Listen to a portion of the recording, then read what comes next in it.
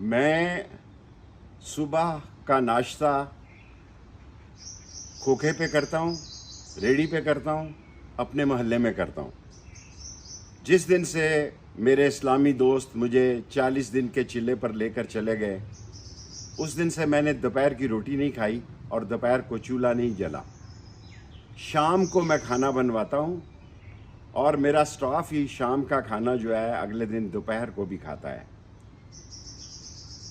मैं अपनी ज़ात के लिए नहीं, सारी कौम को बताना चाहता हूँ, एक टाइम मेरा चूल्हा जलता है और 1 लाख रुपया मेरा गैस का बिल है। 1 लाख रुपया मेरा गैस का बिल है, 1,68,000 रुपया मेरा बिजली का बिल है। मेरे मोहल्ले में 7-8 हज़ार से 4,000 तक लोगों का गैस का बिल आया है। मैं आज की वीडियो सिर्फ समझदार लोगों के लिए, इस मुल्क के ज़िम्मेदारान के लिए जारी कर रहा हूँ कि एक इनकलाब गली महल्ले में परवरिश पा रहा है। ये एक अंधा इनकलाब है और कोई माँ नहीं चाहती कि उसका बेटा, उसका बच्चा स्कूल बगैर नाश्ते के जाए। लोग बेबस हो गए हैं। हलक से लेकर फलक तक महंगाई ने उनको जिंदा दफन कर दिया है।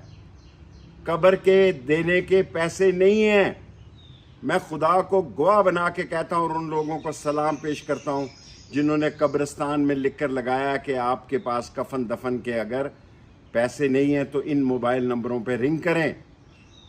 मुल्क डूब रहा है। इक्तसादी, माशी और सियासी तौर पर एक ऐसी तबाही है जिसको समझने की ज़रूरत है। गाड़ी हाथ से छूट रही है, वक्त किसी का नहीं होता।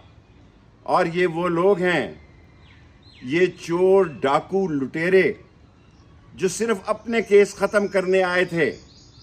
इनको एहसास नहीं कि चूल्हा गरीब का बुझ रहा है, बुझ चुका है और इसके नतायज खौफनाक हो गए।